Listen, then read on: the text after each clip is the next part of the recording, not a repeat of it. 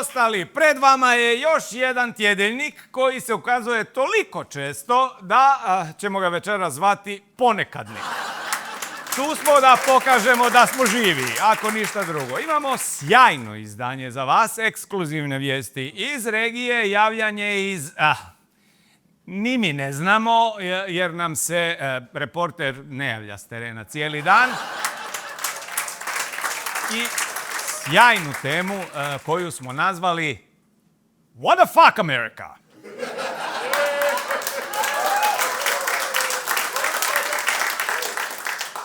Za početak, tekuća problematika!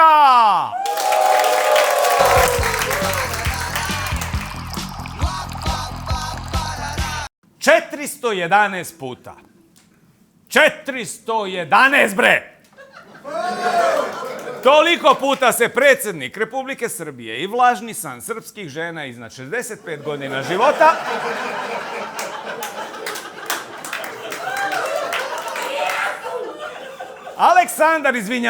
Aleksandar Vučić uživo javio u programe tamošnjih televizija u prošloj godini. Podsjećamo, za one koji u kući nikad nisu imali kalendar ili su pripadnici ćaci populacije, to je za 46 više nego što je dana u jednoj godini.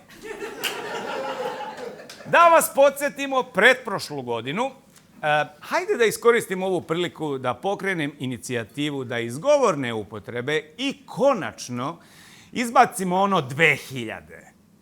Jer četvrtina veka je već prošla, pa mislim da je došlo vreme. Ok? Hvala. Dakle, u pretprošloj, odnosno 24. godini, bilansa je bila ukupno 354 njegova TV ukazanja, kojima je ovaj vlasnik najsenzualnijih usana zapadno od Morave bio zaradio novu titulu, vrhunski obraćator, a koja je zamenila onu prethodnu, zabrinuti čika iz televizora. Kratka epizoda njegovog iskakanja iz frižidera prekinuta je zbog pojačanog korištenja izraza iskače i iz paštete, što je rezultiralo novim nadimkom Gavrilović, ali koji je ubrzo usahnuo jer predsjednik neće da ima ništa s Hrvatima. Srbija raste svojim pregalačkim radom, te je zato prošle godine i postavljen taj novi rekord, 411 TV gostovanja. Saznajemo da su za potrebe ostvarenja ovog cilja bili oformljeni i smeštajni kapaciteti u studijima režimskih, dakle svih srpskih televizija, gde predsjednik posle večernjeg pojavljivanja može i da prespava i odmah po buđenju odgostuje ponovo u drugoj emisiji jutarnjeg programa.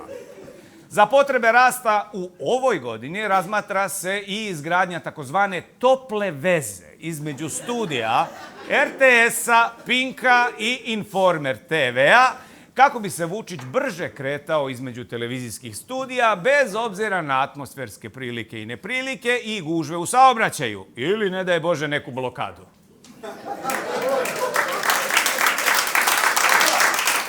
Sve je u planiranju.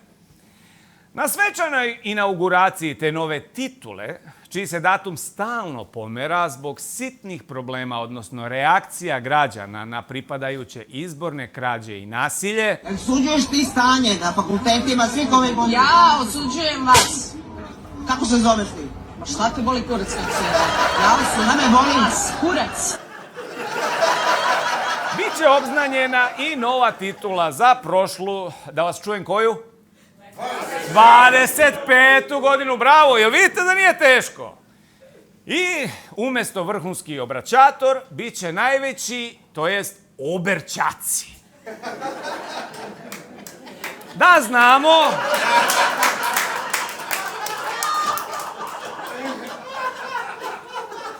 znamo da ono na kapi, da je ono na kapi đ, da nije ć, nismo mi čaci. Eto. Novi datum je planiran nekad za leto, da može da se spoji lepo i korisno, jer će se tom prilikom na vrući letnji dan zasigurno zabeležiti povećanje vlažnosti vazduha usled natopljavanja prirodno suvih delova tela, malo pre spomenutog dela ženske populacije. A ukupni muški populus u Srbiji, s naglaskom na onaj mlađi, nastavit će da daje svoj doprinos zvukom pucketanja, takođe iz pravca međunožja.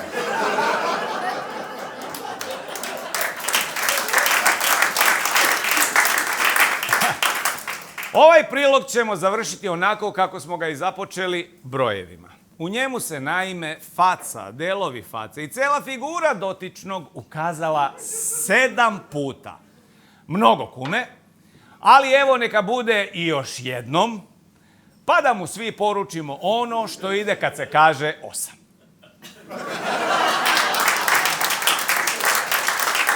Hrvatska demokratska zajednica, u narodu znana i kao kradeze, šampion je vladalačkog staža u ovom dijelu svijeta.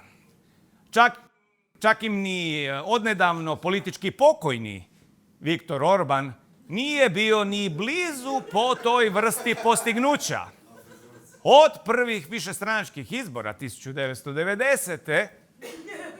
pa do danas na vlasti nisu bili svega 7,5 godina i to ne zato što je opozicija pobjedila, već zato što su oni izgubili.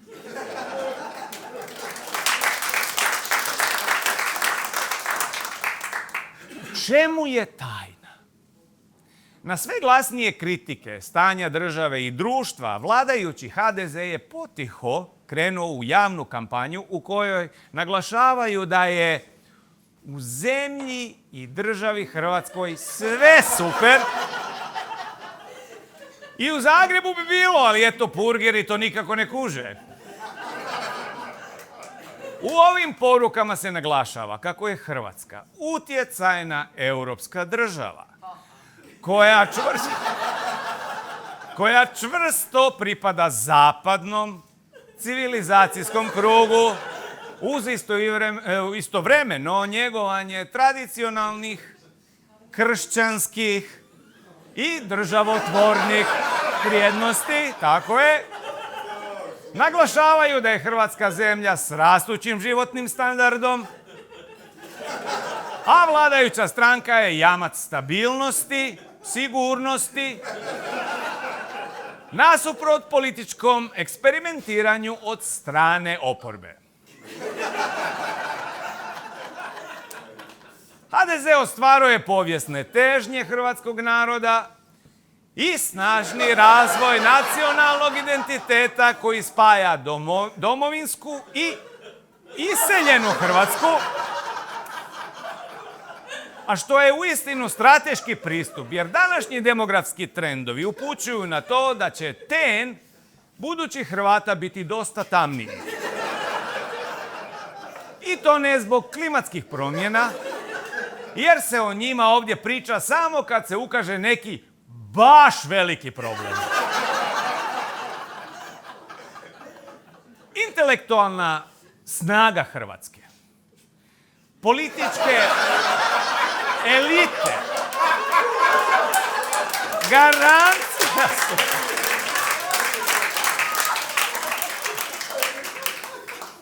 ove političke elite garancija su prosperitetnosti demokratskog života u ovoj državi. Važno je životno iskustvo, a sve ostalo je samo komad papira s benzinske pumpe u travniku. Smještajni kapaciteti u Hrvatskoj ne rastu samo u domeni turističke ponude, već i u onoj unutar javnog sektora koji je tu za zaslužnike. A naša javnost glasno traži i povećanje broja njihovih korisnika. Hrvatska je zemlja radosti, koja se kao takva komunicira svakom prigodom i to se čini jasno i razgovjetno.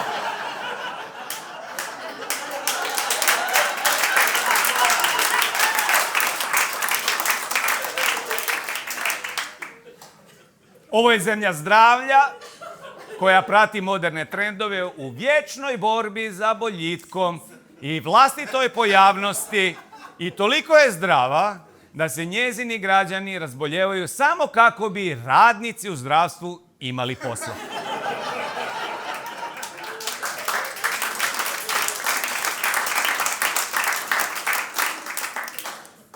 Ovo je zemlja mladosti koja hrabro korača kroz svoju prošlost, iako je mračne sile vuku u drugom pravcu. Idem kakati kod Karija.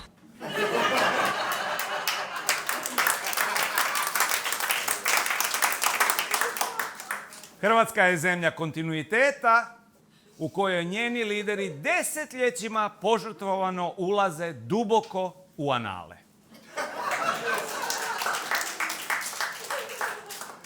Iako pripada središnjoj, Hrvatska je lider u regiji jugoistočne Europe, onaj koji pomaže susjedima na putu prema EU, ali uz strogo čuvanje vlastitih nacionalnih interesa. I na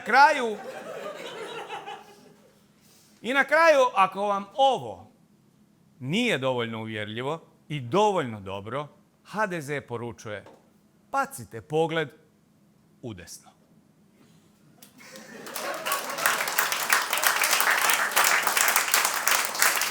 Prve dobre vijesti dolaze iz Bosne i Hercegovine. Osim prolaska na svjetsko prvenstvo u nogometu,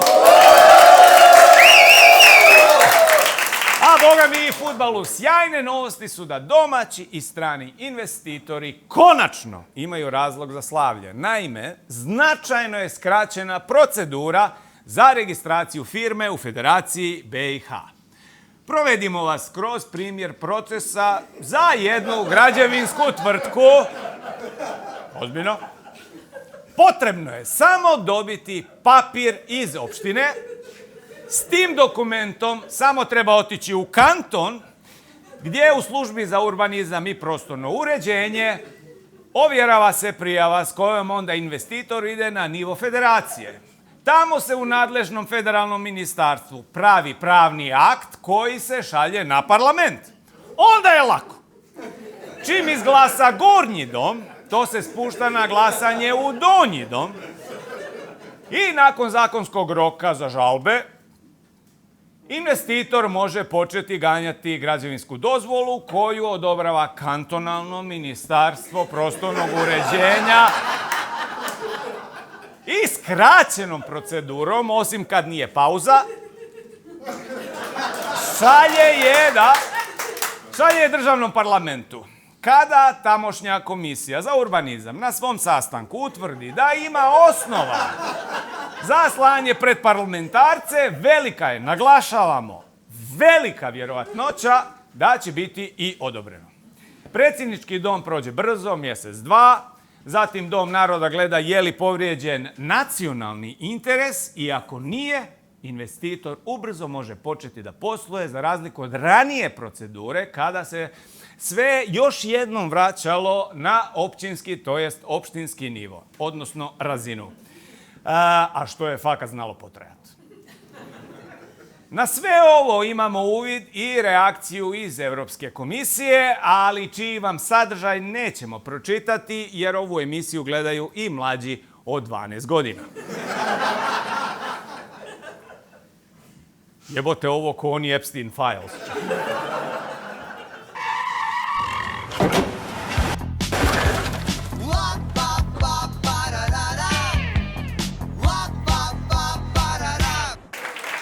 Kako ste već navikli, Tjedeljnik sebi u goste poziva samo one ljude koji svi već dobro znaju, tako da svoju sljedeću gošću ne moram predstavljati, ali red je. Laura Van Puškari!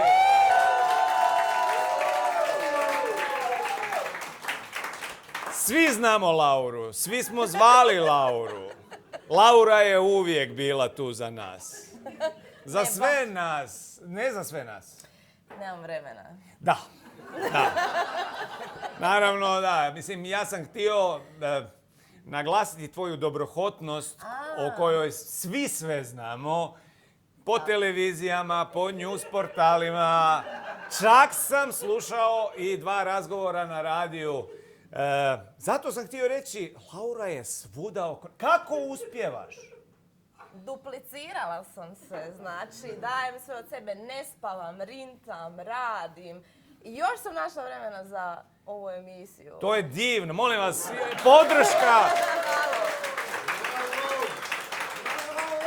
Jer Laura je jedna od onih ljudi koji doista vremenski i prostorno, kao da vas ima nekoliko. Za večeras znam da svi jako dobro znate čime Laura doprinosi boljitku današnjeg čovječanstva. Ali za vas koji ćete... Ima li ih koji ne znaju, Laura? Pa bolje im je da ne znaju, jer AI sve vidi. Tako je. Ja sam siguran da kad si ovo rekla sad, da je dio ljudi, ona je AI. Ja sam AI.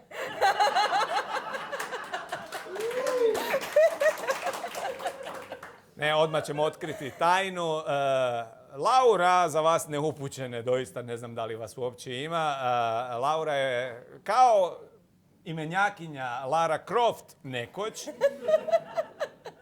Na braniku čovječanstva protiv umjetne inteligencije, žena koja je tu da pomogne kada se dogodi ona najgora i najteža stvar koja se događa svima nama kad zaboraviš svoju lozinku.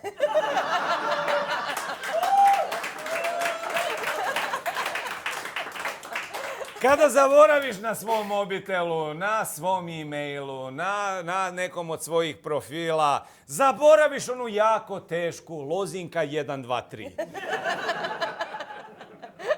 Laura je jedna od njih par koji to znaju popraviti. Laura, daj mi reci ono što svi znamo već. Rekla si to 1000 puta, ali podsjeti.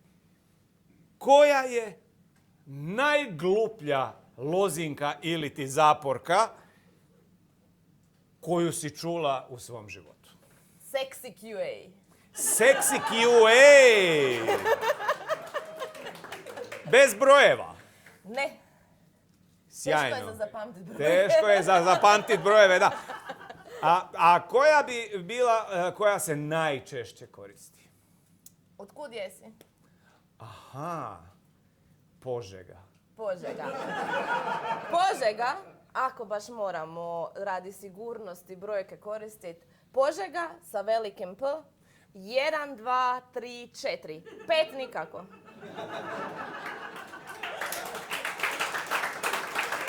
Uskličnik. Prva stvar koju ću napraviti nakon ovog razgovora. Dobro je da ne idemo uživo.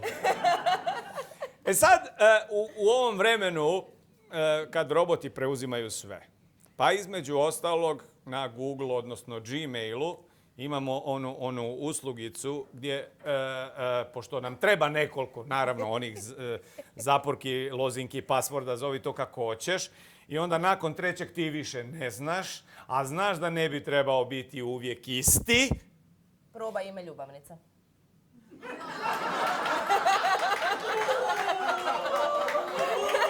Ovo je kraj razgovora, Laura!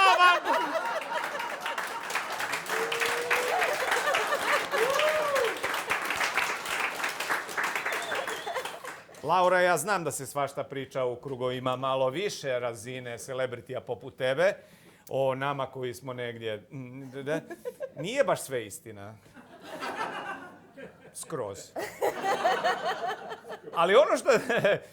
nemoj skretat temu, molim te, jer ja znam da će se roboti naljutiti na tebe sad kad otkriješ ono što bi svako ljudsko biće koje se koristi kompjuterima. Da budem iskren, iako nisam toliko star, za mene je, kako se zove, kompjuter, to je TV ekran plus pisaći stroj. Ja to tako doživljavam. A jel mu se zahvališ nakon kad ti odgovori na pitanje? Onda si siguran. Da? A dobro. Žena zna! Ali ono što te doista hoću pitati, dakle, ako taj Google zna, ako Google kaže nema problema, mi imamo tu ovo nešto i ti tu upišeš sve te svoje lozinke i mi to sve čuvamo za tebe. I kad ti ideš tamo sad, ne znam, trebaš otići na Pornhub, slučajno, iskočilo ti ono. Oni kažu, nema problema, mi znamo tvoj... Jel to opasno? Samo ugasi, upali, opet bit će dobro. Ukalj, iskalj! Tako je. Old school! Prije nego što završimo, ali onako iskreno, prije nego što odlaziš u Silicijska dolina, zvali su te, ideš, ne želiš, čuli smo svašta. Ne mogu otići iz Ogulina. Ne možeš iz Ogulina otići. Da, ne mogu uspjeti. Meni je to sjajno. Ja sam svašta čuo o Ogulinu, ali ja mislim da taj grad u životu nije dobio bolji kompliment od jedne od svojih. Za Ogulin ima nade, ali završimo sa tvojom mudrošću. Ima li nade za ljudski rod? Ako se zahvalite AI-u, sve će biti u redu. Hvala AI! Laura Van Puškari!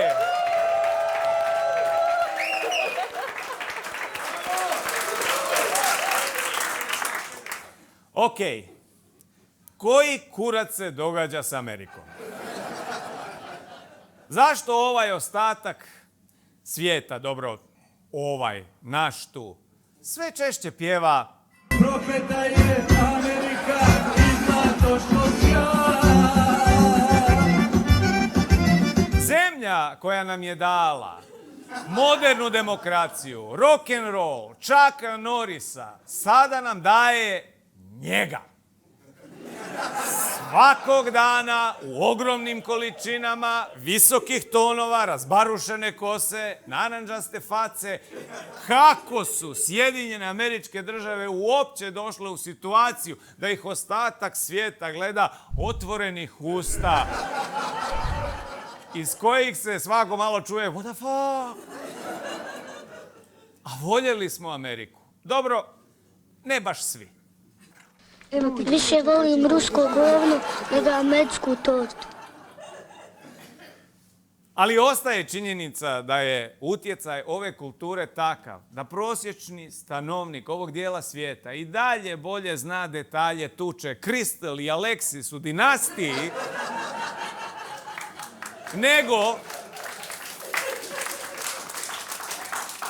nego tko su Andrej Tarkovski ili Pedro Almodovar.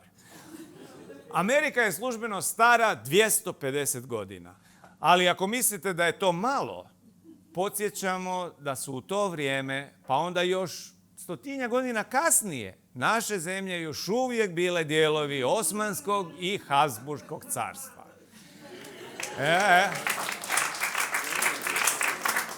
Ako vas nije briga, ili kako se na primjer u Zagrebu kaže fučka mi se, probajte shvatiti i da taj izraz ne dolazi od onog zviždi mi se, već od ovog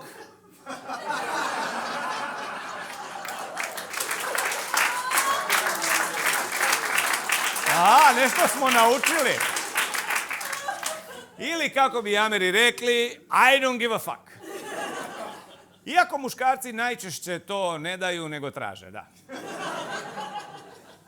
Mnogima na ovoj strani svijeta nije jasno zašto pored toliko zgodnih američkih žena tamošnja muška elita i dalje voli otočnu piletinu a la Epstein.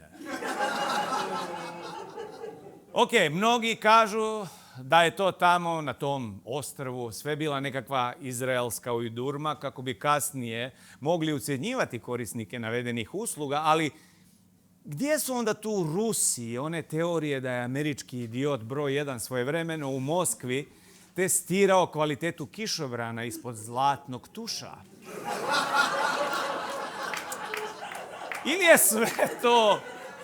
Ili je sve to zbog droge. Navodno je fentanol prava epidemija u Americi i baš je zato stradao Nicolas Maduro, iako smo mi tu u tjedeljniku još prošle godine znali pravi razlog za to. Da se predsjednika Sjedinjenih Američkih Država nominuje za Nobelovu nagradu za mir. Za sljedeću godinu, jer mu je ova ovogodišnja utekla za... A zbog čega će Venezuela već svakako platiti svoju cijenu.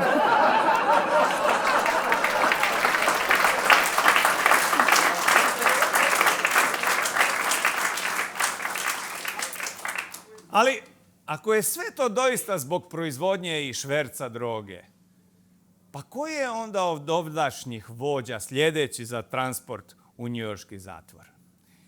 Priča se da se zbog klimatskih promjena i nagomilanog duga ekipa koja je početkom ovog stoljeća porodila Trumpa odlučila da se ova zemlja i njeno okruženje zauvijek odrežu od ostatka svijeta. Ocean s jedne, okean s druge strane, uzmeš Kanadu i Grenland, na jug pukneš zid, precvikaš internet, ukineš dolar, prebaciš se na kripto i bye bye. Navodno, prema njihovim planovima, ovako bi u godini, kada on više ne bude predsjednik, u tamošnjim udžbenicima geografije izgledala mapa svijeta. Ili možda da za 50 američkih saveznih država slijedi proširenje na još njih. Ne samo Kanade kao 51. a koja jest prava država, već sjedinjavanje s još nekoliko wannabe državica iz ovog dijela svijeta. U javnosti su naime isplivale i ove mape.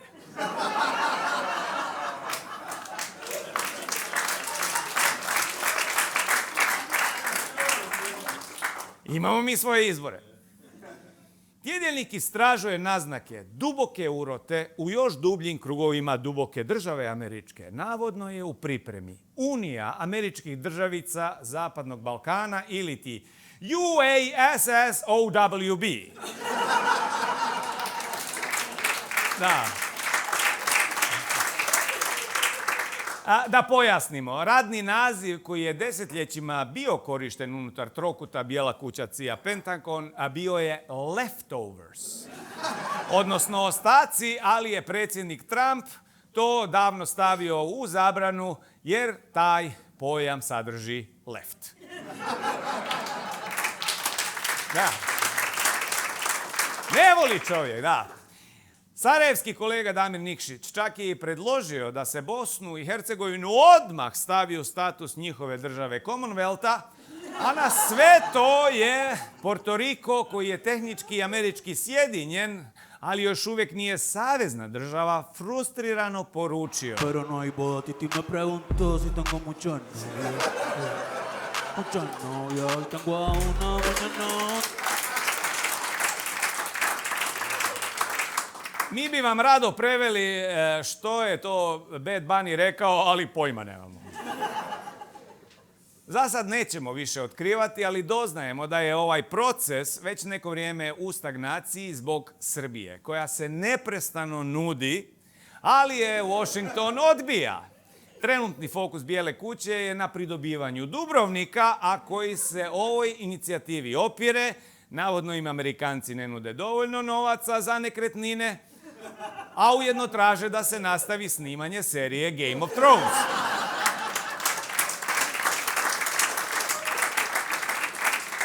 Kako god okreneš, zbog svega navedenog, imidž Amerike je kod ovdašnjih javnosti ozbiljno narušen i daleko je od onoga zbog čega smo se divili ovim ljudima. I današnji Trumpland više vidimo kao realnost Alan Forda i ovog lika.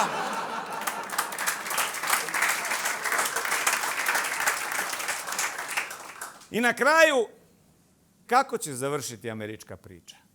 obzirom kako trenutno ide, ne znamo. Možda će to biti baš kao i nedavno u Mađarskoj na izborima, ali može ispasti i puno gore. Mi možemo samo naslutiti kako je sve ovo počelo. Možda baš onako kao i kod nas, kad su svojevremeno Slovenci rekli ne damo više.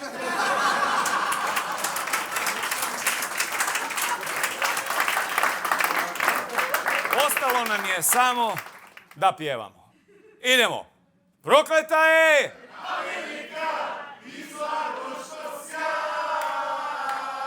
Bravo! Dragi ljudi ostali, bio je ovo ponekadnik izdanje tjedelnika. Vidimo se uskoro, valjda!